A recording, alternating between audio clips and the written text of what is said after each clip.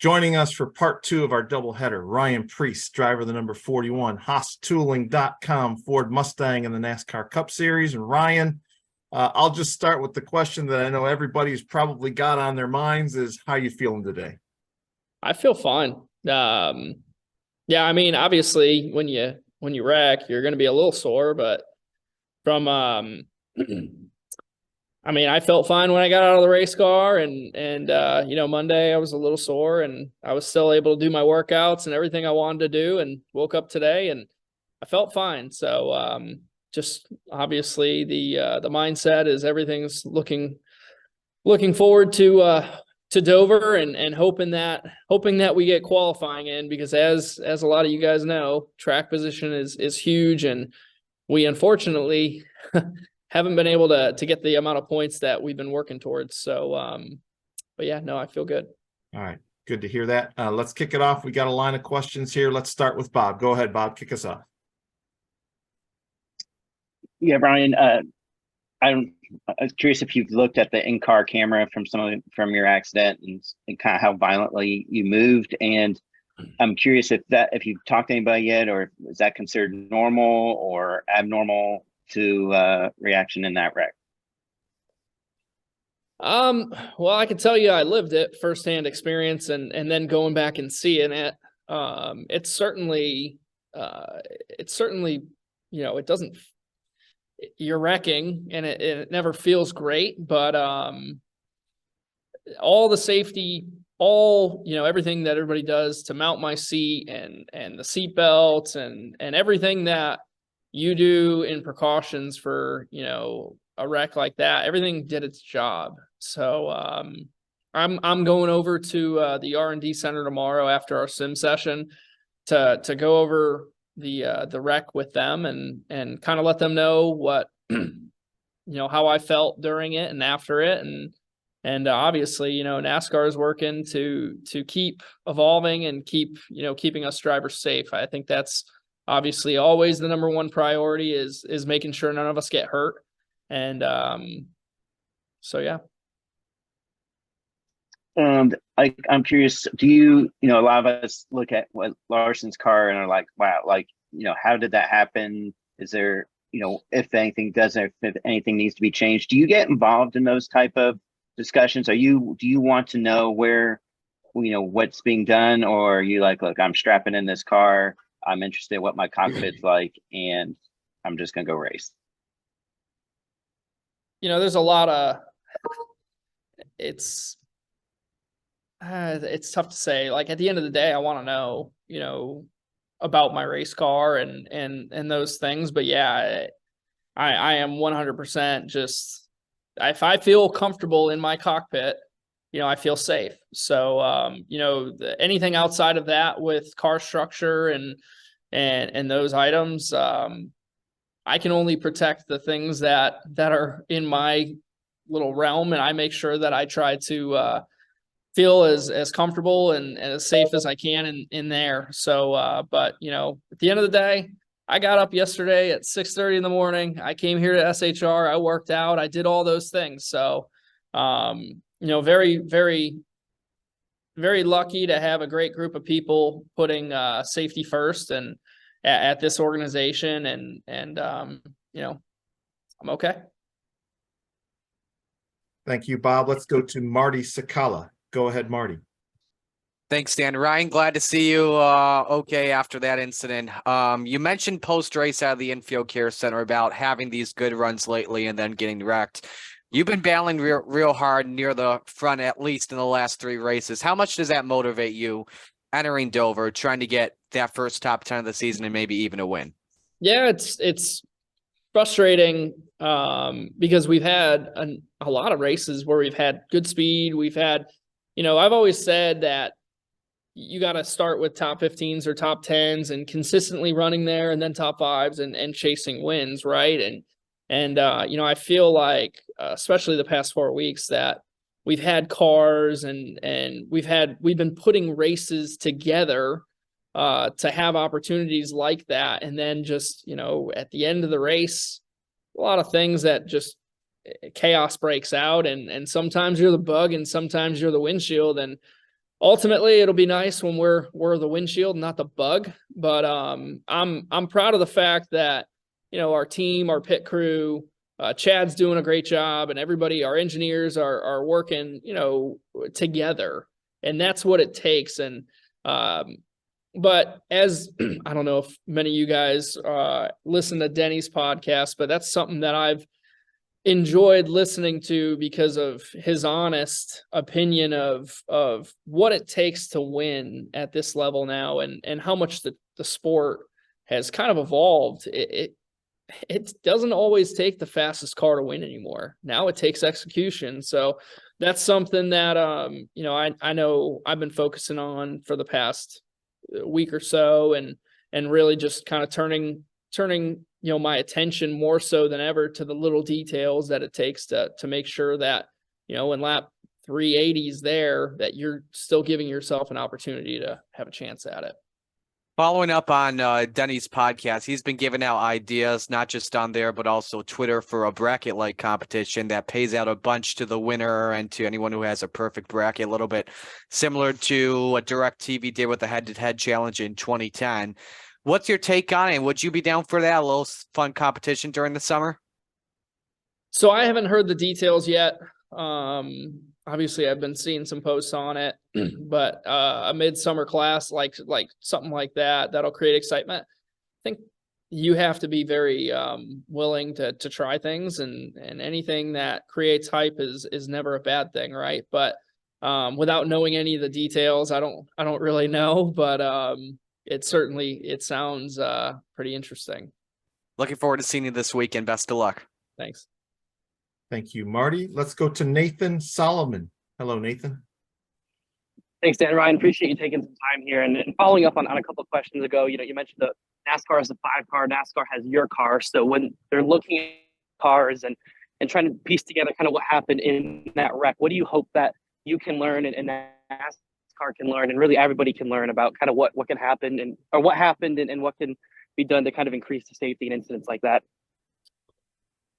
Well, I think, I don't design race cars, but right now you obviously feel the impact. It was probably one of the toughest hits that I've ever taken in a race car. And I've hit walls, with hung throttles on concrete walls that have dirt behind them. And I'm sure Kyle's taken, heavy hits or big flips in the past. So anything that we can do to kind of keep working to lessen the impact that we feel as a driver is certainly going to help. But as far as kind of what they do with the information they're gathering, and hopefully it's something that's going to benefit us drivers sooner than later.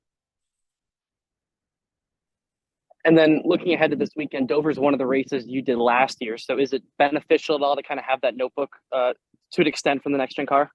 Yeah, that's actually a race that I've been stressing to Chad about.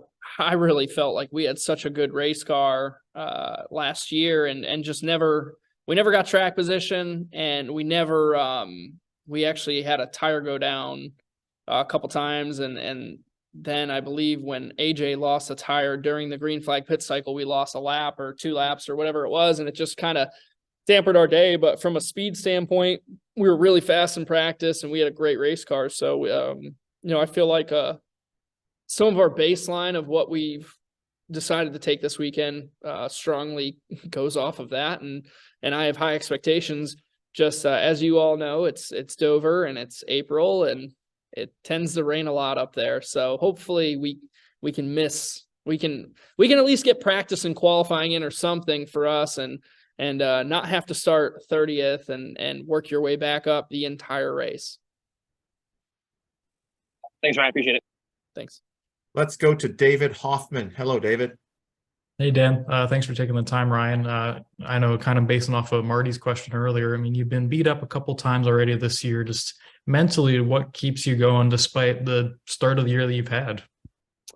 I would say the speed standpoint of that, it's not like we run 25th to 30th and just have bad days, right? It's, Coda, you're running top 7 or whatever it is. In Richmond, you're pretty much around the 10th to 12th all day. And Bristol, you have a great heat race and run pretty well. And then Martinsville, you get the pole. Yeah, like it's not like you're just frustrated and you don't have speed and you're getting poor results. It's just sometimes there's things that you try to control that you can't control. And, you just got to wake up on Monday morning and reset. And, and that's something that I try to do within our team is lead by example, right? So if I stop showing up and I stop doing the things that I should be doing, well, then everybody else is going to do the same. So I try to make sure that every Monday is a new week. Doesn't matter if it was a good day or a bad day. It's business as usual. Thanks, Ryan. Good luck this weekend. Thanks. Boy, did that sound a little bit like Kevin Harvick. Every week, just do the same thing. That's what Kevin says. You just do the same thing week to week. Well, I've heard that quite a bit. He's right. He's rubbing off on you. Yeah. Kevin's been a really, really great teammate for me and somebody that I really lean on. So I guess it's really starting to rub off here. Soak it in. It's a good thing. Let's go to Kyle Dalton. Hey, Kyle. Yeah. Hey, Ryan. So going back to the accident, first of all, do you wear a mouthpiece? Because I know multiple drivers do wear mouthpieces. Do you wear one? I do not. Okay. So my second question is, did your head hit the steering wheel? Because on the replay, it's really hard to tell, but it looks like it comes very close to hitting the steering wheel. I got to be honest with you. Things happen really fast in a race car, and I don't think so. Maybe it did, maybe it didn't. But I mean, as you can see, didn't change a whole lot with me sitting right here. Sure. Okay, yeah, I was just curious because it was hard to tell. So I think you categorized it as P1 on your all-time hits. So, I mean, what do you take away from this as far as the safety? Because you got out of the car, Kyle got out of the car. I mean, I think everybody's been very critical of the next gen car, but when it comes to an accident like that, both of you guys walked away. So what does that say and speak to the safety of an actual NASCAR next gen car? Well, I think there's always things you can do to improve, right? There's way that we can help us drivers. I feel like I'm pretty freaking tough when it comes to taking hits or whatever. So I feel good, but I mean, you're still sore. It's not like you're not. So there's certainly things that we can do to continue critiquing and making the car better. So that us drivers, we aren't as sore or whatever if other drivers feel, however they crash. Something that my body does naturally, apparently, after watching this wreck is last year they talked of drivers pushing their head back before they wreck to make sure that they didn't slam their head and cause a concussion. Well, my body just naturally does that before impact. So I'm very lucky that an instinct of mine is to brace and I don't, I don't get any, or I haven't gotten a concussion. So, so to speak on that, yeah, Kyle and I are very lucky. We're lucky that we're able to help the process to continue to make the car safer. But yeah, I mean, we both wrecked and we're okay. So it's good. Thanks. Good luck this weekend. Thanks. Mitchell Brewer. Hello, Mitchell. Go ahead. Ryan, as somebody that came back to the Cup Series this season, with all the chatter that there is about how long this Cup Series schedule is and how there's not a lot of breaks, has there been much of an adjustment for you getting back into the swing of a full-time schedule, or has that part-time schedule that you ran last year, was that able to help you stay focused for such a long time? Yeah, so me, racing once a week has been something out of the norm for me. Usually I'm used to racing, 2, 3, 4 times a week, or 5 times a week, like some of the other guys. And then when you get to this level, you're focused on one division, pretty much one car, and you're racing once a week. So last year was more of an adjustment, not racing all the time, than it was this year going into being in that groove and having a, not a schedule, but a routine, so to speak. So I would say this year has been easier to adjust to than last year. Thank you. All right, let's go to Dustin Long, NBC Sports. Go ahead, Dustin. Thank you. Hey, Ryan, I'm curious. Riley Herbst was on beforehand and talked about his accident in, I'm not saying it's exactly the same way, but some similar circumstances as yours. And one of the things he said is after that accident, look at adjusting the belts a little bit and just kind of making the changes in response to what happened there. Obviously, as you said, you're fine and you came out great in this. Are there any adjustments that you make after that going through this experience in terms of, or is hey, look, you're here and everything worked as way it should, and no need to make any changes? It's funny that you say this. Kevin called me yesterday and we were kind of talking about one of the things he said is, man, you moved a lot. And I said, yeah, I guess I got a lot of mass that those seatbelts have to hold in. But no, I mean, Kevin made a great point yesterday because I was I kind of had the opinion that everything did its job. I feel great. So why change anything? But he brought up the point of you can always make it better. You can look at this as, okay, well, how do you feel here? What can you do different with your belts or your Huns or whether, so something I do as a driver is I don't clip my shield all the way down. So if there was an event, you probably want to do that. What's stopping you from doing that? So Kevin's really good at helping you raise questions to yourself and to continue pushing, whether that's safety, performance, or whatever. So, yeah, so going back to answer your question, there's a few items that I'm going to go back and look at and say, hey, can we look at maybe changing this or this? But I still am really happy with everybody within SHR that mounts my seat or the way we put the seat belts and the the devices that we use for safety. I'm proud of the job they do because at the end of the day, I was able to do everything that I wanted to do yesterday.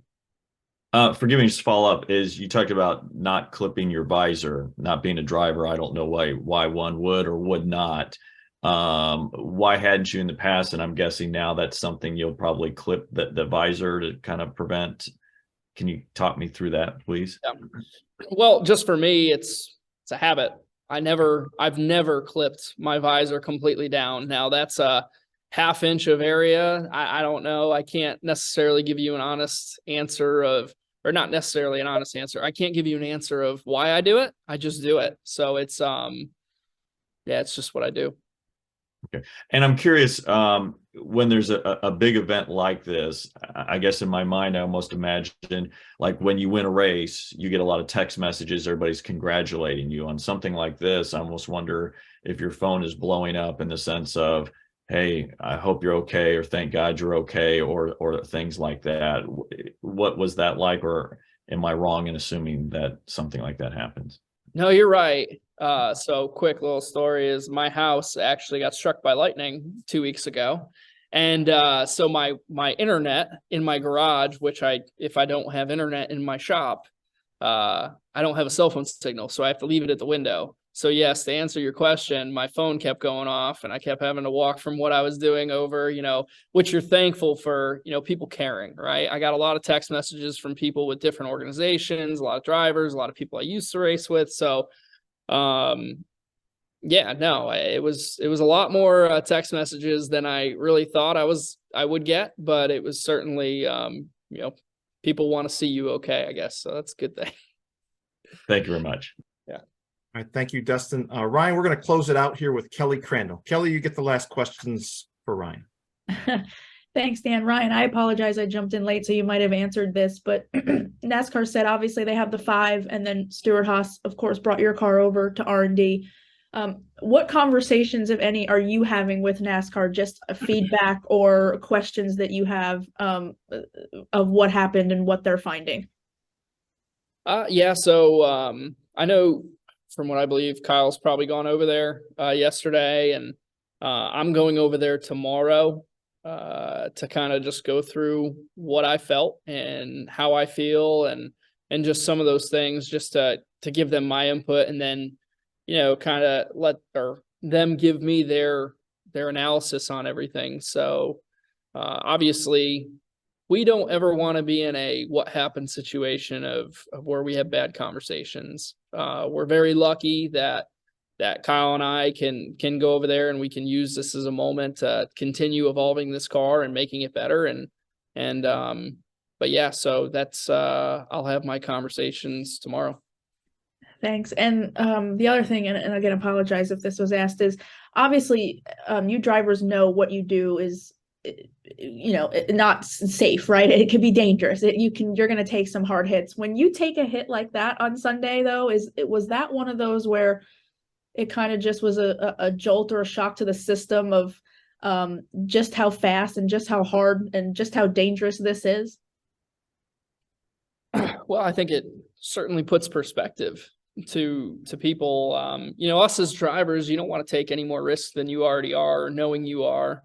But it is it's whether it's an unpopular opinion or answer that I'm going to give, it's still dangerous. This is a sport where every time you put that helmet on, that there's risks that are involved to this job. So, I understand that. I've always understood that, which is why you tend to race a certain way and try not to ever put your fellow racer or anybody in a bad situation to where you ever have to be a part of something like that. So, but yeah, no, I mean, we're all a little crazy to do this and we love it for a reason. So, I'm very lucky and I understand that.